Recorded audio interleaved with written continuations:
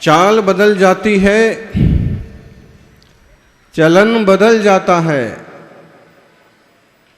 जब महावीर स्वामी की कृपा होती है तो जीवन बदल जाता है।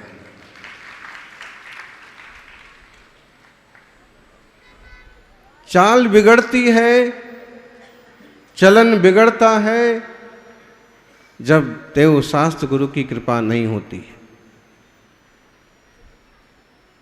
धर्म ध्यान के लिए भी सत्ता में पुण्य चाहिए। बिना पुण्य के बिना पुण्य नहीं पाइए, भली वस्तु का योग। दाख पके जब काग के, होत कंठ में रोग। बिना पुण्य के नहीं मिलती है भलू वस्तु। ना तो संग की सेवा बिना पुण्य की मिलती है। सबका पैसा मुनि संघ की सेवा में नहीं लगता है। सबका धन विधान में नहीं लगता है। सबका धन जिनालयों के निर्माण में नहीं लगता है। जिसका धन पुण्य का होता है उसका धन धर्म ध्यान में लगता है। धन होने से कोई पुण्यवान नहीं होता है। कई बार अपन कहते हैं कि देश का नंबर 1 आदमी वो है, सबसे अमीर वो है, लेकिन केवल धन होने से कोई महान नहीं होता है। जिसका धन धर्म ध्यान में लगता है सच में वो पुण्यवान होता है। कई बार धन दुर्गति का कारण बन जाता है। इसरो के वैज्ञानिक बैठे हैं, विश्वसेन जी। कई लोगों का धन जो है दुर्गति का कारण बन जाता है। ऐसे निकल जाएंगे, बेटे निकल जाएंगे, पोते निकल जाएंगे, खुद की नीयत बिगड़ जाएगी कि धन जो है वो दुर्गति का कारण बन जाएगा। आचार विचार बिगड़ जाएगा और जिसके सत्ता में पुण्य होगा उसका धन धर्म ध्यान की मार्ग पर लग जाएगा। एक कलश लेने वाले विराजे हैं। इतने श्रावकों ने कलश लिए, आप देखो सबके पास एक एक सुंदर कलश है। भले सोने का ना हो लेकिन सोने से कम भी नहीं। इतने मुनि राजों ने जाप किए, इतने साधुओं ने आशीर्वाद दिए हैं। और आज लाभ पाचम के दिन, क्योंकि अष्टांग के विधान के बाद भी दिए जा सकते हैं, लेकिन आज का दिन कुछ ज्यादा मंगलकारी माना जाता है। अभी अभी एक खबर मिली कि गणेश जी के 2 बेटे कब हो गए। चिट्ठी तुमने लिख के दी, शुभ और लाभ। अब उनके 2 बेटे थे कि नहीं थे, लेकिन ये पक्का मानो कि जीवन में पहले शुभ होना चाहिए, फिर लाभ होना चाहिए। शुभ के रास्ते से आया हुआ लाभ सुखदायी और आनंद कारक होता है, और अशुभ के रास्ते आया हुआ लाभ दुख और संकट का कारण बन जाता है। आप अमीर से अमीर को देख लो, अगर गलत रास्ते से धन आया है तो कभी ना कभी उनको दुर्गति भोगना ही पड़ती है। और कभी तो छोड़ो, कोई ना कोई ऐसी बीमारी लगी रहेगी कि भोग की सामग्रियां तो ढेरों हैं लेकिन भोग नहीं सकते।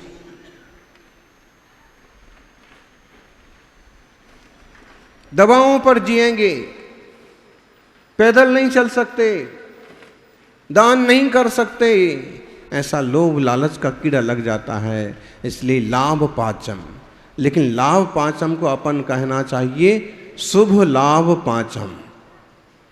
जीवन में पहले शुभ हो तो लाभ कार्यकारी होता है। व्यापारियों को ध्यान रखना चाहिए और सभी को कि शुभ के साथ लाभ हो। हमने कोई ऐसी प्रवृत्ति की जिससे किसी का घात पात हुआ। हिंसक उद्योगों से जो रुपए कमाते हैं, हिंसक व्यापार से जो रुपए कमाते हैं, वो अशुभ लाभ है। मच्छी मारी करते हैं लोग, कसाई खाने खोलते हैं, ऐसी कंपनियों के शेयर खरीदते हैं जिनमें पाप के काम होते हैं। ध्यान रखिए, ये जो धन आएगा वो आपकी निधन में कारण बन जाएगा। सौभाग्य से एक सुंदर मानव जीवन मिला है और मनुष्य जीवन का फल नीति नियम पूर्वक सांसों का उपयोग करना। आपको मालूम हो, श्वेतांबर साधकों में एक शब्द चलता है, धर्म लाभ। और प्राचीन श्रावकाचार्यों को जब उठा के देखते हैं तो उसमें एक पद्धति बताई है कि क्षुल्लक दो तरह के होते हैं। क्षुल्लक जी कितने तरह के होते हैं? दो तरह के। कौन कौन से दो तरह के?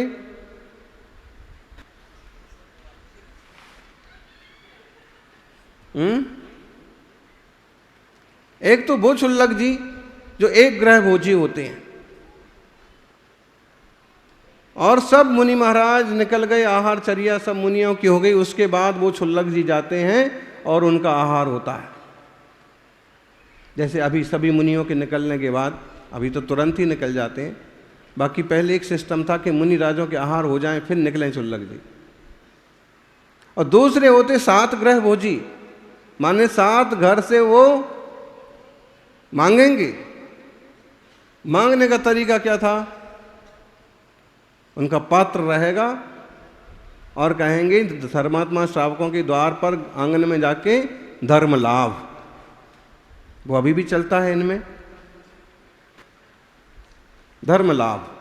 धर्म लाभ मतलब ऐसा नहीं कि दे दो, मांग नहीं रहे हैं।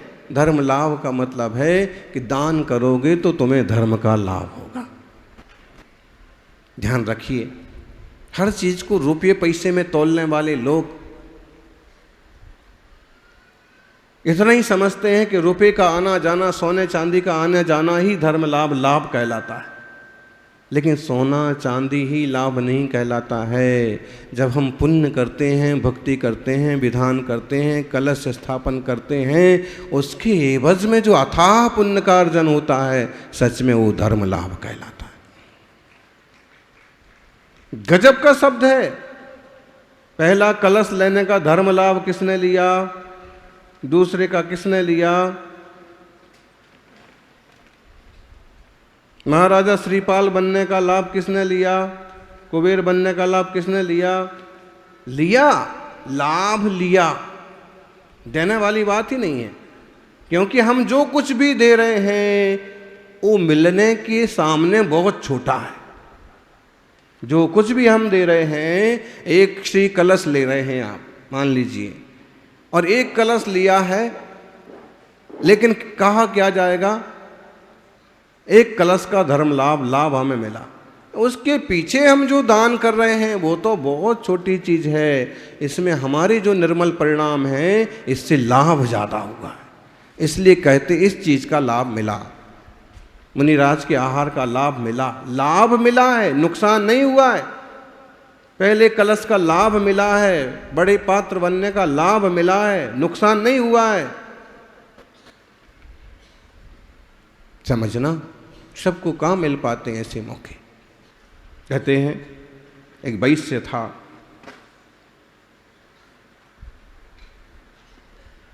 बड़ा गरीब था। उसने कहा, विचार किया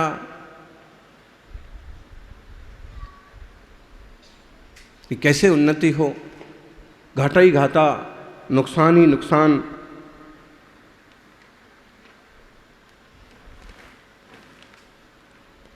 उसने जाप किया, लक्ष्मी जी का स्मरण किया, लक्ष्मी जी प्रकट भी हो गई। होता है कभी कभी, लक्ष्मी भी देवी हैं। वैद कथा है,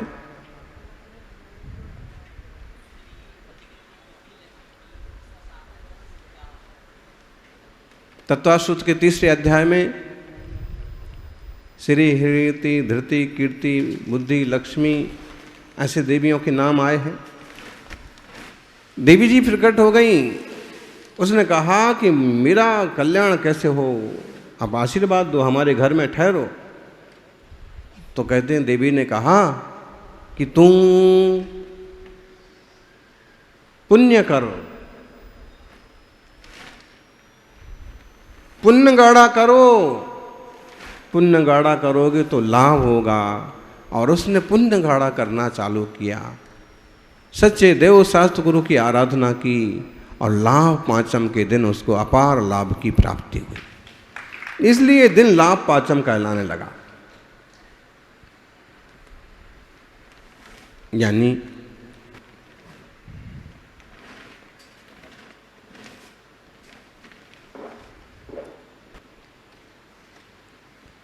जीवन में उतार चढ़ाव आते हैं, लेकिन न्याय नीति का मार्ग नहीं छोड़ना चाहिए। अनीति बहुत खतरनाक हो जाती है। कुछ लोग सोचते हैं किसको पता पड़ा हमने 2 नंबर का काम किया, हमने किसी को गच्चा दे दिया, किसी को बड़ा नुकसान दे दिया, किसको मालूम पड़ा, इतने जीव जंतुओं का, जानवरों का घात हो गया, अरे हुआ तो हुआ, हमें तो लाखों का फायदा हो गया। ध्यान रखिए, अन्याय, अनीति और अभक्ष ये धर्मात्मा जीव के जीवन में नहीं होता। ना तो अन्याय होना चाहिए, ना अनीति और ना अभक्ष। अन्याय का धन भी नहीं टिकता ज्यादा दिन तक, लेकिन नीति का श्लोक है कि अन्याय का धन 10 साल से ज्यादा नहीं टिकता, कहीं ना कहीं घुस जाता, कहीं ना कहीं लग जाता। इसलिए अन्याय ना हो, अनीति ना हो। एक छोटी सी कहानी है। राजा पुरोहित जी अपने राजगुरु से पूछ कर के हर काम करते थे। कोई भी काम है, कोई भी मुहूर्त है, कोई भी प्रारंभ है, तो राजगुरु से पूछते थे। राजगुरु, राजपुरोहित, वो भी बढ़िया सलाह देते थे, बढ़िया मुहूर्त निकालते थे, सब चीजें फल जाती थी।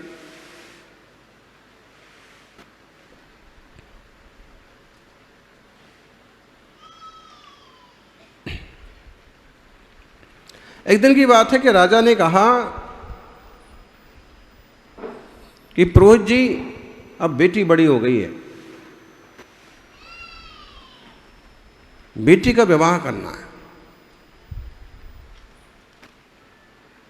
अब बेटी की कुंडली देखो। राजगुरु ने जैसे देखा, बात आई, कुंडली देखी, राजकन्या को तो देखा ही हुआ था, सुंदर राजकन्या। और राजकन्या को देख करके वैसे ही लगता था इतनी सुंदर कन्या है। अच्छे से अच्छे आदमियों के चित्त विचलित हो जाते हैं जर जोरू और जमीन के चक्कर में। क्या हुआ? कुंडली और देखी तो विचार आया, क्या कुंडली गजब की है। जिसको भी ये कन्या मिलेगी वो आदमी कैसा भी होगा राजा बन जाएगा। होता है, किसी किसी का लक होता है, किसी किसी का भाग्य होता है। ये कन्या जिस घर में जाएगी वो घर अमीर हो जाएगा, जिसको ब्याही जाएगी वो राजा बन जाएगा। राजगुरु विचार करने लगे, सालों हो गए सेवा करते करते, लेकिन दान दक्षिणा में क्या मिलता है। ये कन्या यदि हमको मिल जाए तो हम ही राजा बन जाएंगे। नीयत खराब होने में देर नहीं लगती है। यानी क्या करा जाए, जन्म जन्म का लोभ लालच पड़ा हुआ है। जरा सी लाभ के पीछे अगर किसी को तकलीफ भी हो रही हो, किसी का कत्ल भी हो रहा हो, तो भी लोग कर डालते हैं। और ये दुनिया तो ऐसी दुनिया है कि जहाँ सुपारी लेकर के हत्या करने का चलन, 1,50,000 मिल गए। यही अहमदाबाद की घटना है। एक बिल्डर्स ने दूसरे बिल्डर्स की, दोनों साथ साथ काम करते थे, और उसकी कत्ल करवा दिया। लेकिन इस सबसे लंबे हाथ तो पुलिस के होते हैं। पकड़ना चाहे तो कहीं से भी पकड़ ले, पकड़े गए। और ना पकड़ना चाहे तो उनके साथ खड़ा रहे चोर।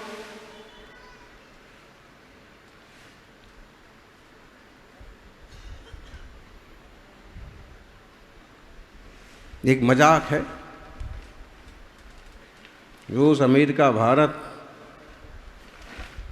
पुलिस चीफ इकट्ठे हुए एक जगह। और अमेरिका के चीफ ने कहा कि हमारे यहाँ की पुलिस इतनी एक्सपर्ट है कि सुबह चोरी हो तो शाम तक चोर पकड़े जाते हैं।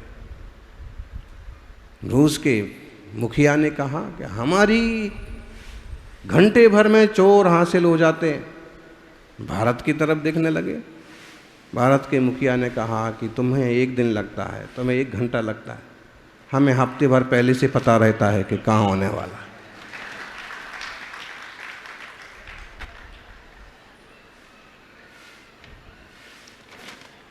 कभी कभी ऐसा हो जाता है। बाकी अन्याय अनीति अगर पुलिस ठान ले तो बिल्कुल पर्देफाश होते, पकड़े गए। यहीं राजगुरु का मन खराब हुआ और उन्होंने कुंडली तो बहुत बढ़िया थी लेकिन बयान कुछ और ही दिया। राजा को कहा कि महाराज, कन्या का जीवन तो बहुत संघर्षों से भरा हुआ, जिस घर में रहेगी वो घर नष्ट हो जाएगा। राजा घबरा गई। तो क्या उपाय हो सकता है? एक उपाय है कि अगर इसको पेटी में बंद करके, लकड़ी के पेटी में बंद करके बहा दिया जाए और एक चिट्ठी रख दी जाए कि जिसको ये कन्या मिले ये उसकी। राजा इस बात को तैयार हो गए। क्या करें, कहीं भी है किसी भी घर में, इस उपाय से इसके जीवन बढ़िया हो जाएगा। एक तंत्र यही वशा है। उन्होंने कहा कि ठीक है, पेटी में बिठाया, समझाया बुझाया और एक चिट्ठी रख दी। राजगुरु ने पक्का कर लिया। वहाँ से तुरंत निकले और अपने चेलों को आश्रम में जाके बता दिया कि देखो, ऐसी कोई पेटी बहती हुई आए तो पेटी, नदी किनारे आश्रम था, 5-25 चेलों को लगा दिया कि जाओ और ऐसी पेटी बहती हुई आए तो पेटी लेकर के हमारे पास आ जाना, इस कमरे में रख देना।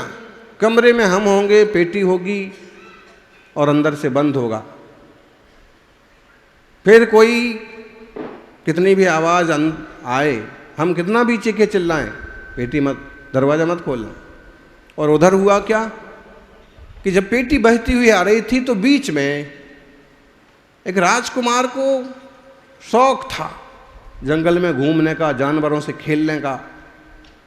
तो उसने देखा कि पेटी बहती हुई आ रही है। अपने साथियों को कहा रहे कि पेटी बहती हुई आ रही, देखो पेटी में क्या है। 1-2 लोग कूदे और पेटी में देखा कि सुंदर राजकन्या।